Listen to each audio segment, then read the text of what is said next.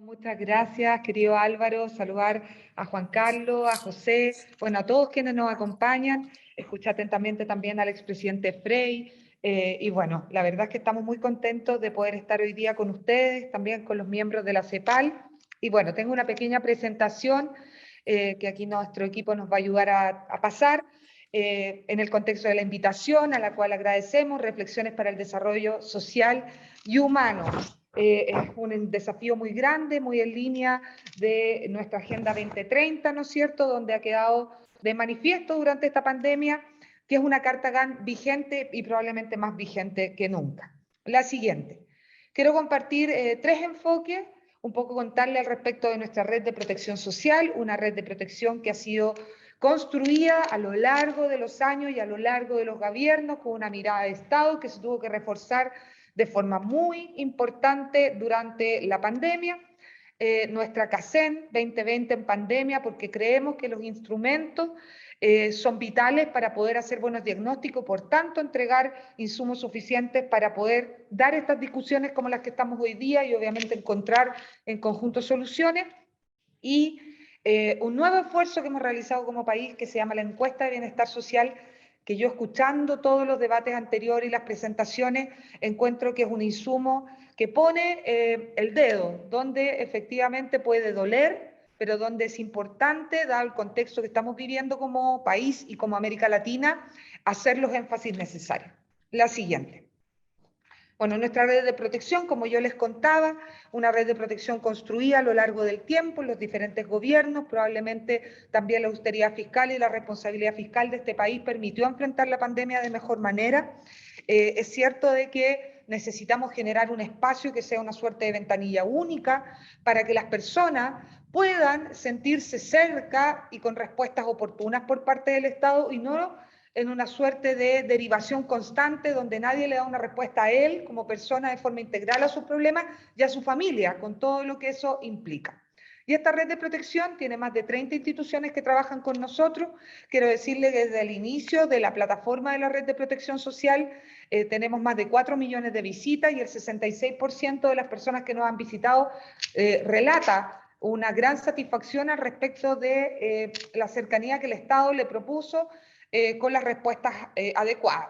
En ese sentido, tenemos más de 12 millones de visitas y 6 millones de respuestas, como decía anteriormente, y lo que busca es simplificar el acceso a los beneficios para mostrarle a las personas con un buscador cuáles son los beneficios que el Estado le puede entregar según su situación. E incluso esperamos que al término del mandato del presidente Piñera podamos incluso ser más específicos, que con los datos de las personas pueda realmente saber exactamente a qué tiene acceso, no solamente en el Estado, sino, por ejemplo, en otro tipo de prestaciones, como puede ser el seguimiento del seguro privado de salud.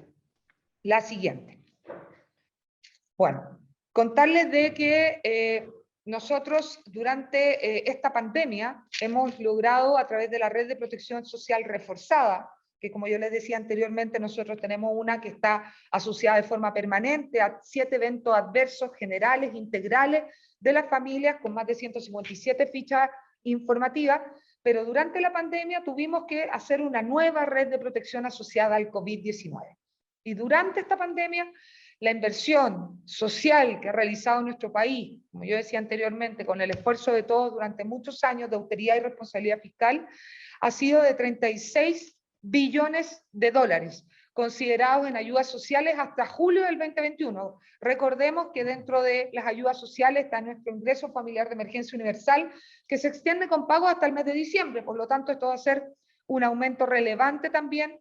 Esto corresponde al 14.1% del PIB de inversión y de los cuales más del 12.5% del PIB está en transferencias directas a las personas. Este es un esfuerzo muy relevante, estamos hablando de nuestro ingreso familiar de emergencia, estamos hablando del bono clase media, estamos hablando del bono pyme, estamos hablando de recursos directos que han llegado a las familias que más mal lo han pasado. La siguiente. Y es así como en el último IPOM de nuestro Banco Central se destacó este esfuerzo mancomunado que hemos realizado con ayudas por parte del Estado, y esto nos ha permitido, y este esfuerzo lo queremos obviamente agradecer a todos quienes están detrás en un trabajo de meses muy difíciles. Se ha referido por parte del Banco Central, insisto, autónomo de nuestro país, que es el país que ha entregado una mayor cantidad de recursos y por más tiempo. Y ahí tenemos algunos ejemplos. La cobertura promedio por porcentaje de la población, solo bajo Estados Unidos, y yo creo que eso va a variar. Como les decía, nosotros seguimos entregando ayuda a través de la red de protección, las transferencias promedio por beneficiario, ¿no es cierto? Ahí tenemos obviamente algún esquema que puede dar algunas luces del esfuerzo, como también la duración total de nuestros programas, que como yo les decía, probablemente va a estar vigente con el IFE laboral incluso varios meses más. La siguiente. Y esta red de protección social fortalecida, ustedes la van a poder ver ahí con claridad. Nosotros partimos en el mes de abril con un bono COVID, que lo entregamos a las familias más vulnerables, pero ya en mayo del 2020 creamos nuestra herramienta de protección un poco asociada a los desafíos que nos planteó la CEPAL y los organismos internacionales. ¿Cómo avanzamos efectivamente a una red de protección más universal? Y partimos efectivamente en mayo, llegando a 3.600.000 personas, un poquito más de 1.200.000 hogares, y ahora ustedes van a poder ver que estamos llegando a más de 16.6 millones de personas con nuestro ingreso familiar de emergencia, y esto, sin duda alguna, es un esfuerzo muy relevante porque estamos hablando de más de 8.3 millones de hogares. Recordemos que nuestro país tiene un poco más de 19 millones de habitantes. Y si comparamos de octubre a octubre, vamos a dar cuenta que pegamos un salto de más de 8.2 millones de chilenos al doble, 16.6 millones de chilenos. ¿Por qué destaco esto? Porque nuestro país hizo un esfuerzo, insisto, en la línea de los desafíos de proteger de buena manera a quienes más lo han pasado la pandemia, pero no olvidarnos de nuestra clase media que nunca le había golpeado la puerta al Estado y que ahora lo necesitó, y que probablemente los instrumentos que teníamos no estaba la capacidad para poder dimensionar el golpe de esas familias de clase media que en los estándares y en los datos que teníamos probablemente no aparecía como beneficiaria o que pudiera requerir la ayuda del Estado. Por eso hicimos un esfuerzo hacia la universalidad. ¿Y por qué muestro esto? Porque la gran mayoría de los países hizo un tremendo esfuerzo, muy grande, todos, América Latina, obviamente Europa, etcétera. Estamos viendo efectivamente algunos informes que ya está entregando la OCDE en esta materia, para cubrir el 2020 como el año más difícil del COVID. Bueno, nosotros no bajamos nuestra cobertura, al contrario, la ampliamos durante este 2021 para poder ayudar en esta crisis de tanta extensión. La siguiente. Y bueno, nuestra CACEN, que es nuestra encuesta de caracterización socioeconómica, la decidimos realizar también con ayuda de organismos internacionales y el acompañamiento, porque creíamos que era importantísimo tener una luz en el camino que nos dijera, a pesar de las dificultades y de tener que cambiar, obviamente, la metodología y hacerla mixta secuencial, ¿no es cierto? Y no presencial completa como se hacía en las anteriores, poder tener esta carta GAN, esta luz de guía para saber cómo seguir caminando. Y nos entregaron algunos resultados, como la caída del ingreso al trabajo del promedio de los hogares fue un 11%, pero cuando nos íbamos, ¿no es cierto?, a los hogares más vulnerables por ingresos del trabajo, los dos primeros quintiles nos llegamos a un 40%. ¿Por qué lo ponemos? Porque definitivamente este es el debate que vamos a dar de la reconstrucción post-pandemia. ¿Qué reconstrucción vamos a hacer? ¿La misma anterior? ¿Con los mismos trabajos, con la misma precariedad laboral, con las mismas condiciones? ¿O vamos a enfocarnos efectivamente a esos hogares más vulnerables que por no tener un trabajo formal y los desafíos del trabajo del futuro cae rápidamente cuando se encuentran en una situación compleja como esta, donde las mujeres son muy golpeadas, donde retroceden 10 puntos en el trabajo porque está muy asociado todavía el cuidado a las mujeres, de niños, niñas, adolescentes, personas con discapacidad o personas mayores?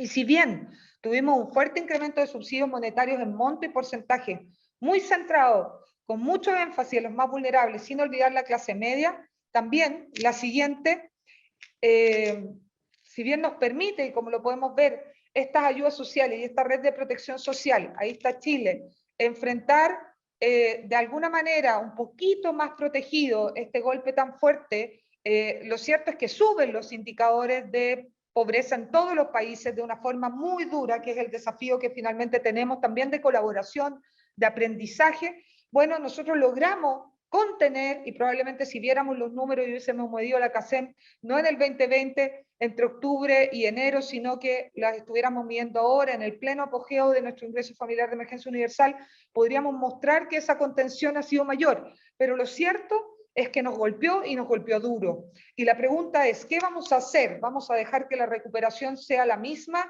de siempre o le vamos a poner el énfasis de una forma diferente a fin de que si nos vuelven a golpear inclemencias tan duras como esta pandemia del COVID, y se vienen, porque uno de los desafíos del cambio climático que ustedes también están tocando, va a ser de que vamos a enfrentar situaciones complejas de ahora en adelante, si vamos a tener mayor capacidad de respuesta y vamos a tener un país más sustentable desde los cimientos. La siguiente. Y también quisimos sumarnos a este desafío, dado que somos un país que tuvo una crisis social en octubre del año 2019, que está en un proceso constituyente en ciernes y que vemos como una tremenda oportunidad. Así lo planteó el presidente Piñera el 15 de noviembre del año 2019, cuando invitó a este gran acuerdo por la paz, la justicia social y la nueva constitución. Ha sido la ciudadanía la que de forma clara y categórica ha seguido y ha decidido este camino. Y bueno, nosotros no quisimos quedar fuera como Ministerio de Desarrollo Social y como país de tomar esta oportunidad que generó esta crisis y crear incluso un nuevo instrumento que nos ponga desafíos más allá de ver los ingresos por hogar, ya sea ingresos líquidos por hogar o la pobreza multidimensional, sino que quisimos ir más allá. Y avanzamos y medimos una encuesta de bienestar social, que es un modelo adaptado a Chile, considerando carencia a nivel nacional. Juntamos todas las evidencias del año 2010 a la fecha, consulta del sector público, privado, academia, sociedad civil, organismos internacionales, experiencias de otros países, para medir las oportunidades, las capacidades y medios para el logro de los resultados. Y este modelo de bienestar social midió condiciones materiales, por supuesto, ingresos, empleos, salarios, vivienda, pero midió también calidad de vida, estado de salud, balance de vida y trabajo, educación, relaciones sociales, donde está la confianza, compromiso cívico y gobernanza, calidad medioambiental, seguridad personal, bienestar subjetivo. Esto es una encuesta que esperamos que haya llegado para quedarse, que se realice cada vez como una bifásica de la CACEM y que nos muestre no solamente resultados, sino también oportunidades. Y aquí me refiero en que no queremos solamente saber cuánto tienen las familias, cuánto tienen los hogares, sino también cómo se sienten esas familias con lo que tienen. Porque eso es el pilar y la construcción de la cohesión social que a nosotros se nos rompió, a pesar de ser un país que había avanzado tanto en materia de desarrollo y de condiciones macroeconómicas. Pero cuando nos fuimos a ver el bienestar en un país de brechas de desigualdad, nos encontramos efectivamente con este diagnóstico. Y la siguiente. Y aquí, en esta encuesta de bienestar social, ¿en que nos encontramos? En las preocupaciones de las personas, que deben ser muy similares en los otros países. Inseguridad económica frente a situaciones de riesgo. Si quedo cesante, si me enfermo yo o alguien que quiero, si efectivamente tengo que acceder a educación superior. ¿Qué pasa finalmente en esas condiciones o situaciones de riesgo? Si viene una pandemia y tengo que cerrar mi trabajo o mi pequeño emprendimiento, ¿qué pasa? Esa inseguridad se ha reflejado en esta encuesta de bienestar social de una forma muy importante.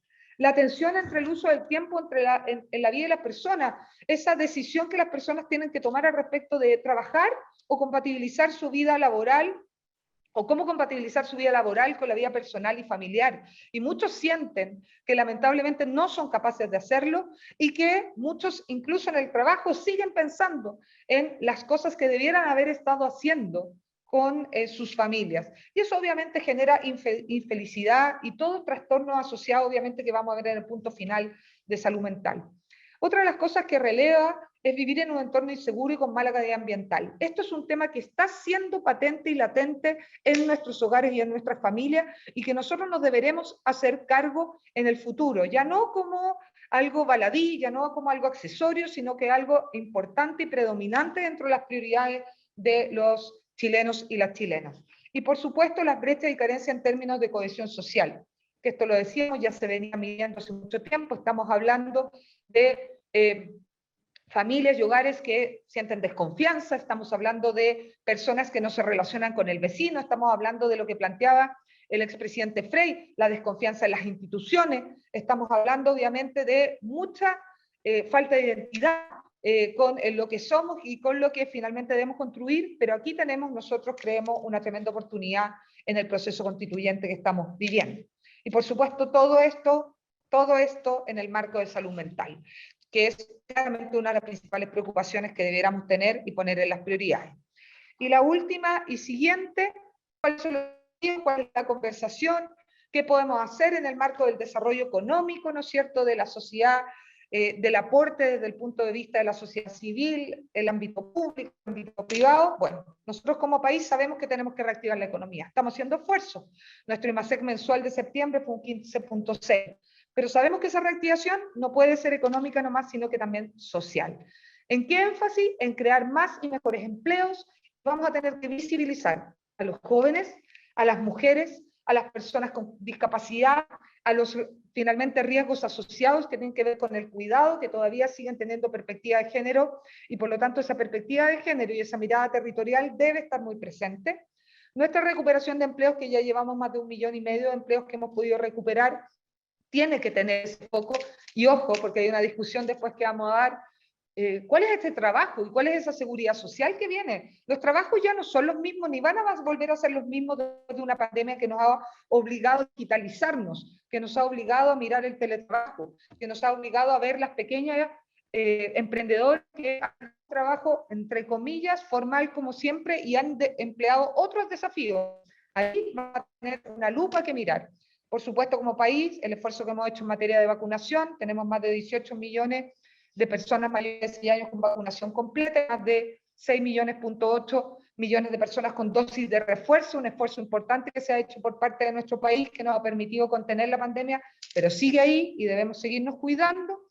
Y una vez que pase la pandemia del COVID, vamos a tener un tema y un desafío vital, la pandemia post-pandemia, nuestras listas de espera en materia de salud, que van a ser un desafío grande, y la salud mental.